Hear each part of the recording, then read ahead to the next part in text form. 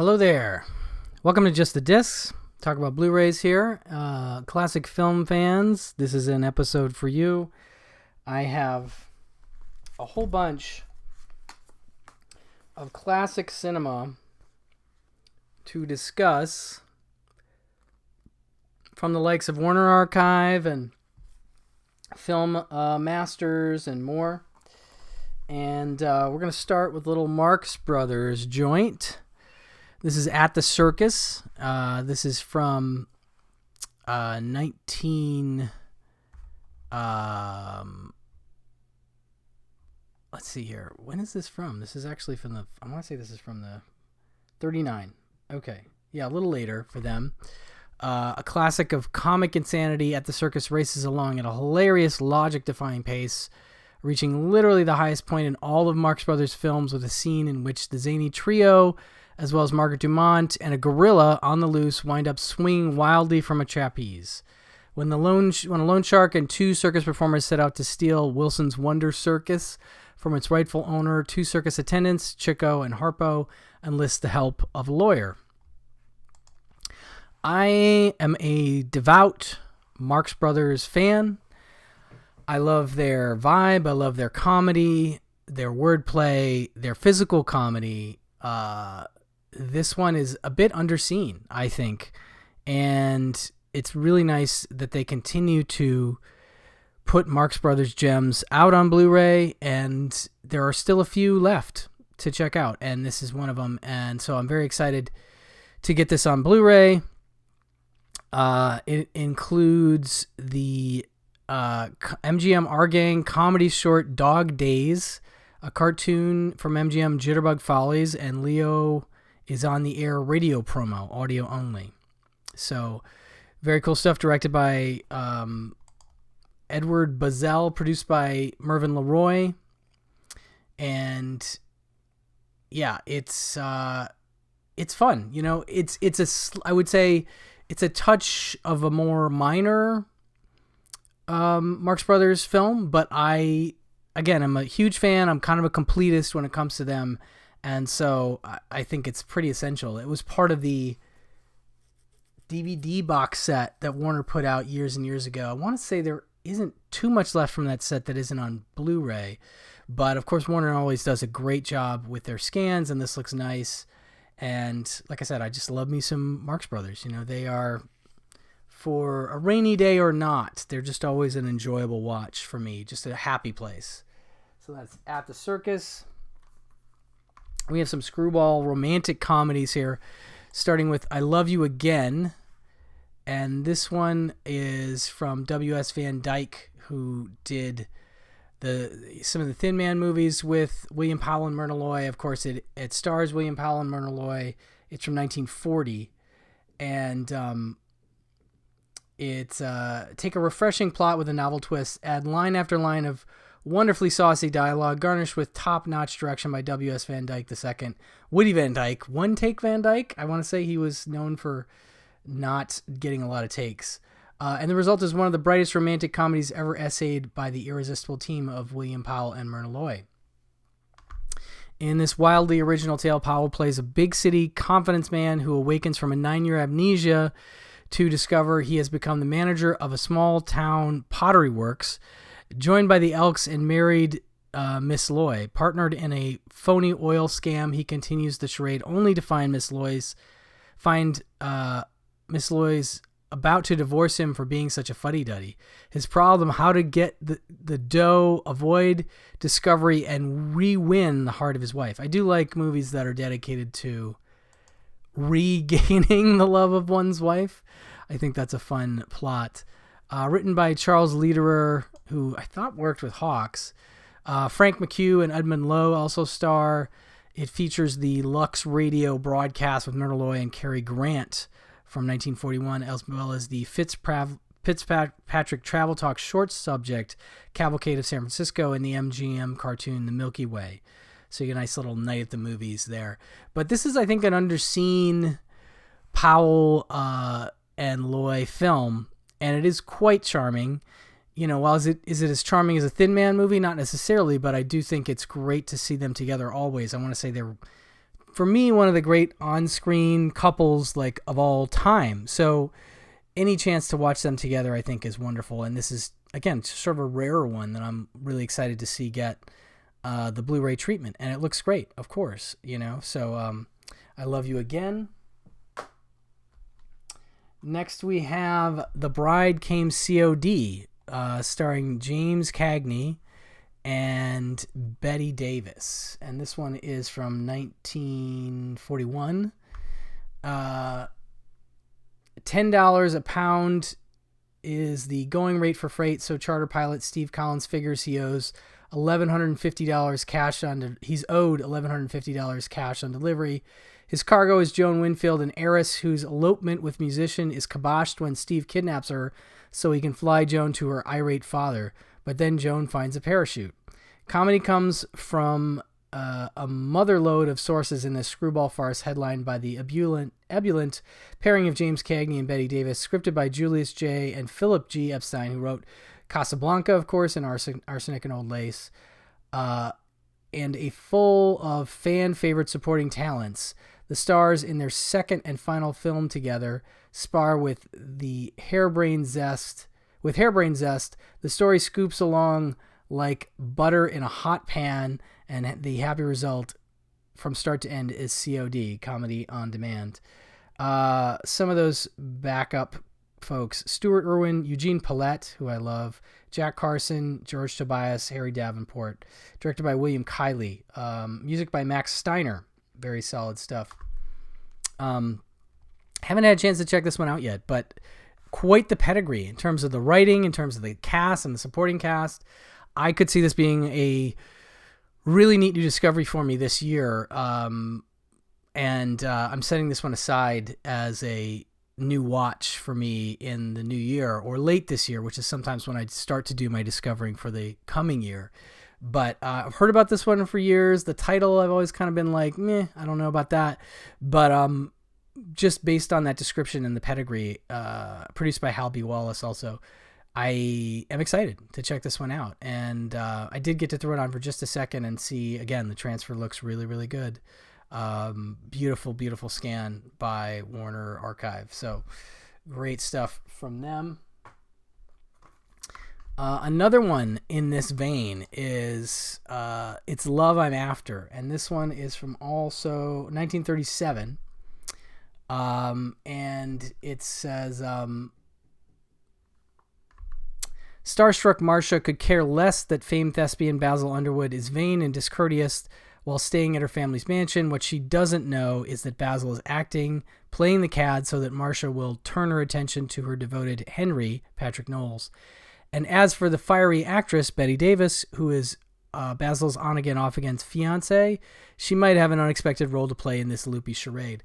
It's a very charming romantic comedy, and Leslie Howard is great as this, buffoonish actor.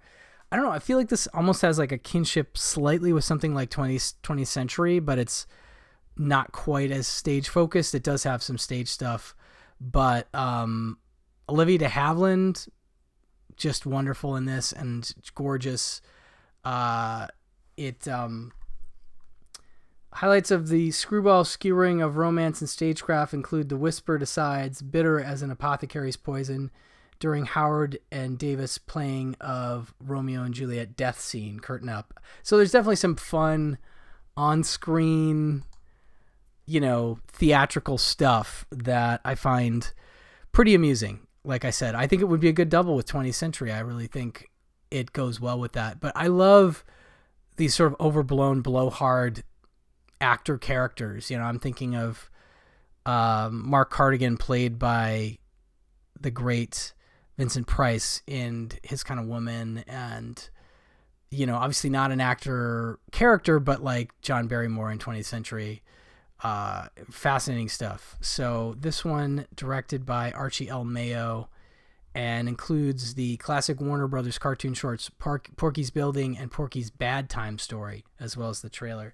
But yeah, this is one that I remember discovering on Warner Archive DVD and digging.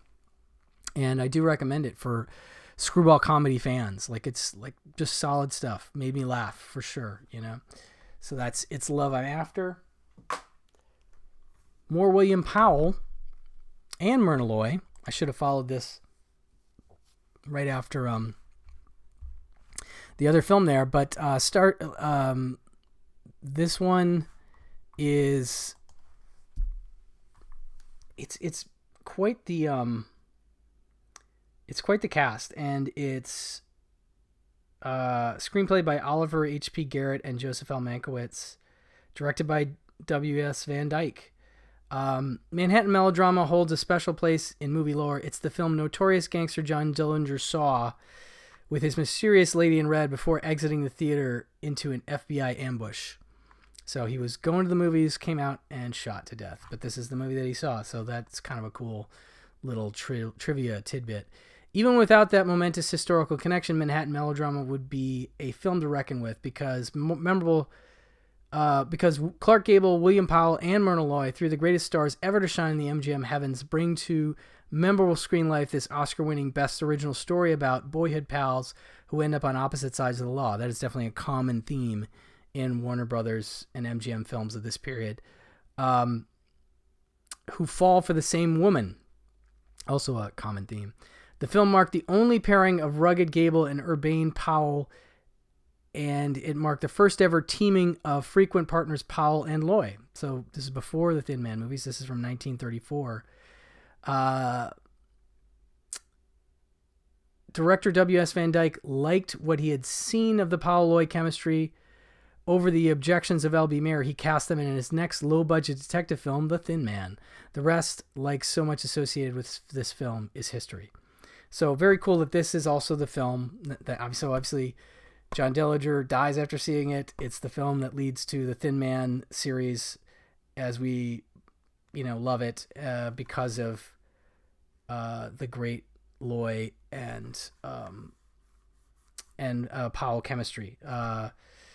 Special features: MGM shorts The Big Idea and Roast Beef, and movies. Roast Beef and Movies, 9/9/1940 Lux Radio Theater broadcast with William Powell and Myrna Loy, which I would love to hear just them bantering in radio format would be lovely. I think I've seen this. It's been a long time. Another one that I checked out quickly and it looks really nice. But I did not realize the Thin Man antecedentness, the connection between that series, and I love those connections. Produced by David O. Selznick. Manhattan melodrama.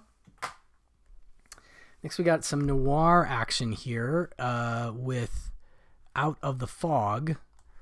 And Out of the Fog is, I want to say, from 1941, starring John Garfield and Ida Lupino in this big screen adaptation of Irwin Shaw's play The Gentle People, a pre-World War II allegory warning of the seductive allure and danger inherent in pretending the looming danger of fascism could be ignored.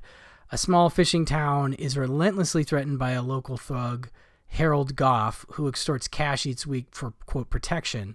Everything changes when the town tailor's daughter becomes attracted to Goff as a way to escape her dull small-town life. I want to say this is the one I watched years ago on Warner Archive DVD, one of the early Warner Archive DVD. It says Garfield inhabits his role with amiable cruelty of a top rodent in a rat-eat-rat world, dominating this early noir gem based on the Irwin Shaw play originally produced by Garfield's group theater colleagues. On screen, it's highlighted by superb performances, Anatole Litvak's sure-handed direction, and moody cinematography by legendary James Wong Howe. Another one I checked out quickly and looks lovely. Two classic WB cartoons, The Heckling Hare and Hollywood Steps Out, included here. Robert Rawson is a co-screenwriter on this. Very cool. Thomas Mitchell and Eddie Albert, as well as George Tobias, are in the supporting cast.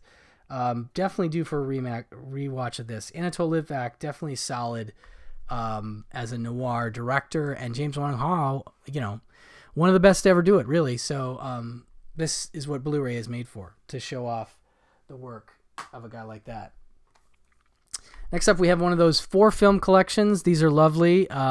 They compile multiple films of an actor often. In this case, we have James Cagney being highlighted. nearly a 20-year span of landmark James Cagney performances, including his breakthrough gangster classic, The Public Enemy, the unforgettable Angels with Dirty Faces, his Oscar-winning portrayal of George M. Cohan in Yankee Doodle Dandy, which is a remarkable performance of both musical talent, physicality, and emotion. And finally, his outstanding performance as a psychotic gangster in White Heat, directed by Raoul Walsh, Top of the World Mom. So very nice to have all four of these together in one collection, and they are all individual discs. So, you're getting the full, it's basically each of these releases just comped together in one. I do love these sets. I'm sure I'll have more to talk about soon, but Cagney, one of the great actors, and one of the actors that was a big deal to Stanley Kubrick. And the story I always remember about this is that Kubrick was friends with Spielberg, and Spielberg saw The Shining, and he didn't love it the first time. And so Stanley asked him what he thought of it, and he was trying to say the things he liked about it. And Kubrick saw right through it, and he said, it's clear you didn't love the film. What were your problems with it? And he basically got him to admit that he thought Jack Nicholson went over the top in his performance. And Kubrick said something like, who are some of your favorite actors? And he named like Spencer Tracy and some classic film actors. And Kubrick was like, well, I noticed you didn't name James Cagney in your list. And he's one of the greatest Hollywood actors of all time. And that's why I love that he was just in his pronouncement. Like, that's why Jack's performance is good. It's something akin to Cagney. And I've always thought about that when I watch The Shining. I think about what would it be like if James Cagney did this? And, Nicholson obviously does a really great job in that performance, but I do think of it in relation to how big Cagney could get and still be believable. I can't explain it, but he is something of a real heavyweight in Hollywood history. And I think this is a great showcase for a bunch of different things he does. A lot of gangster stuff, but the George M. Cohan of it really makes it a wonderful set. Beautiful stuff. Some extra features included with those movies. Okay, on to some lovely Film Masters releases. I'll start with this one, The Red House. This is directed by Delmer Daves. This is from 1947. This movie is really underseen, I think, and a movie I discovered, I want to say, within the last 5-10 years. The Red House stars Edward G. Robinson as Pete Morgan, who, with his spinster sister Ellen, Judith Anderson, has raised Meg as their own on a secluded farm. Now a teen, Meg convinces her friend Nath to come help with chores on the farm. Despite Pete's warning of terrors within an abandoned red house in the woods, Meg and Nath explore deep into the forest and discover troubling secrets. There's a certain fairy tale quality to this. You can kind of relate it to like, Brothers Grimm-y kind of feeling, but it's a really, really interesting dark drama directed by Delmer Daves, who is just one of those studio stalwarts that made a lot of interesting films. This is a newly restored from archival film elements, includes closed captions. It also includes a commentary track by Karen Burroughs Hansberry and liner notes by Chad Kennerk. All region disc. It looks very good. I gotta recommend this one, folks. If you haven't ever seen it and you're a fan of Eddie Robinson, which I definitely am, I think it's a standout. It's a little low key, but it's really interesting. It doesn't quite go horror, but it flirts with it. It's just a really interesting pop boiler sort of. I don't know how to describe it, but I've been a fan for a while, and it's nice to see it get a wonderful Blu-ray like this from Film Masters. So that's Red House. This one's a real gem, folks, and this is not the first Blu-ray it's gotten. This is Kansas City Confidential. This is from 1952, black and white. Some have cited this as maybe a potential influence on something like Reservoir Dogs, but I love that the idea is that these guys don't know each other. In Kansas City Confidential, 4 robbers hold up an armored truck getting away with over $1 million in cash. Joe Rolfe, John Payne, who's one of my favorite lesser-known noir actors of the 40s and 50s, really solid guy. A down-on-his-luck delivery driver who is accused of involvement in the heist sets out to discover who set him up and to exact revenge. He follows a trail that leads him to a web of hired killers and corrupt police in Mexico. Really great supporting cast. Colleen Gray, Preston Foster, Neville Brand, Jack Elam is really good in this. But yeah, it's funny because it's like they use a delivery truck to make a robbery, and it happens to be a very similar delivery truck to the flower delivery truck that John Payne drives. And so he's accused of the robbery, and he's like, I didn't do it. And they're like, yeah, we don't believe you. We saw this truck. And he's like, no, but I really didn't. So he has to sort of infiltrate this group, and the trick is they are all masked, and they are not supposed to reveal the identities to each other.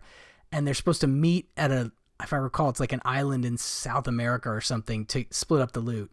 But nobody knows what everybody looks like. So he can sort of pretend to be one of the guys and hopefully get away with it and figure things out. But really, really solid noir. One of my favorites of this period. I want to say I picked this for our cult 1950s episode. I just think it's a really strong, and I love the masks. They just wear these like flat like masks that have like a nose flap and just hang over your face. You can kind of see them in the front here, but there's definitely a look on the back. I want to see these masks brought back. I think they're really creepy in a way. They're like they could be a slasher mask, and I do think a slasher movie with this kind of mask would be pretty cool. But they're great for the robbery stuff too.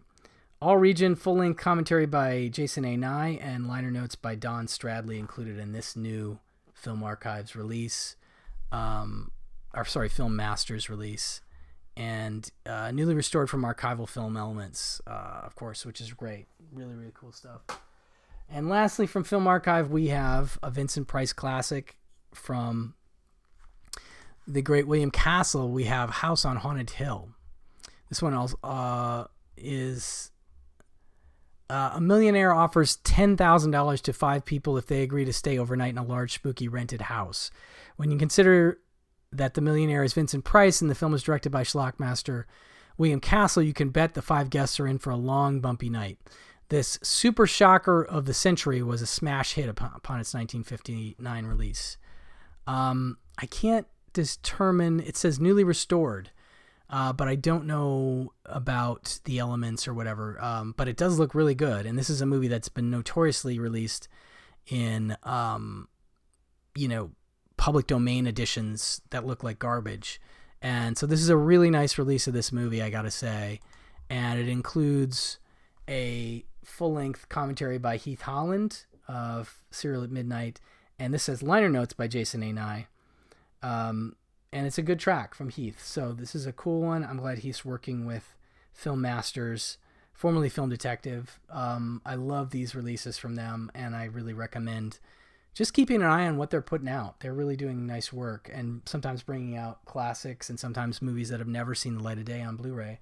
But and one of the things I love is they'll do these public domain things and really make the, nice edition of a movie that you've wanted for a long time. So, this has a great remake, too, by the way. One of the Dark Castle remakes.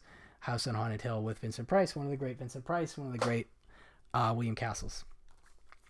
Lastly, we have Scooby-Doo on Zombie Island Terror Time edition, Collector's Edition. And so this has a nice slipcase. And it has a booklet with... Scooby-Doo on Zombie Island, a landmark in animation. September 22nd, 1998, a date that still resonates in September 2025. On this day, Scooby-Doo on Zombie Island made its debut as a direct-to-video release, charting a bold new course for Scooby-Doo and the gang. With more than 30 direct-to-video titles and 2 live-action films since, the Scooby-Doo brand continues to endure, cherished by one generation after another. For many who grew up in the 90s, Zombie Island was our first true taste of horror and the paranormal, all wrapped up in a beautifully crafted animated feature. And for those who grew up with Scooby-Doo from 1969 to the 80s, it was the first time the formula was turned upside down. For once, there was no villain behind the mask, the monsters were real. So that's the opening of this little essay by Matt Dugan. So that's rare that they don't usually include essays with these releases. But this also has an audio commentary by Matt Dugan as well. Another thing that doesn't often get included in these special editions. So this is a cool, again, as the booklet indicates, it's kind of a landmark Scooby-Doo film in that way. So kind of an exciting release from that point of view. Let's see here. There's a note on the website. You can get all these from moviezing.com, and it looks like it's in stock now. Yeah, never mind. So disregard. Get ready for far out fun in Scooby-Doo's feature-length animated movie Scooby-Doo on Zombie Island. Scooby-Doo, Shaggy, Velma, and Daphne and Fred reunite to solve the most frightfully funny mystery of their careers. The Scream team's headed to a haunted bayou to investigate the ghost of the Moonscar the pirate, but it turns out the swashbuckler spirit isn't the only creepy character on the island. The sleuths meet up with cat creatures and zombies, and it looks like for the first time in their lives, these ghouls might actually be real. Scooby-Doo on Zombie Island, dishing up equal portions of music, laughs, thrills, and chills, became one of the most popular of Scooby-Doo's full-length adventures. This is an HD presentation of the movie, collectible card, audio commentary by filmmaker and Scooby-Doo historian Matt Dugan of Dark Arrows, plus his essay in the book. It's Terror Time Again song featured on the disc menu, which is cool as a feature. But yeah, if you like Scooby-Doo, this is a great gift for you or, someone that likes Scooby-Doo. And it is neat to see one of the scarier Scooby-Doo movies. Like, it's legit kind of freaky to watch this one. So very cool that this got a nice collector's edition Blu-ray. We haven't seen a lot of those in all the Blu-ray releases we've seen from the Scooby-Doo franchise. So this is a really cool, exciting addition to the Scooby-Doo home video collection. Anyway, that will do it for this round of Warner Archive and Film Masters and more. Thank you so much for watching. Thank you so much for listening. And I will talk to you soon. Bye-bye.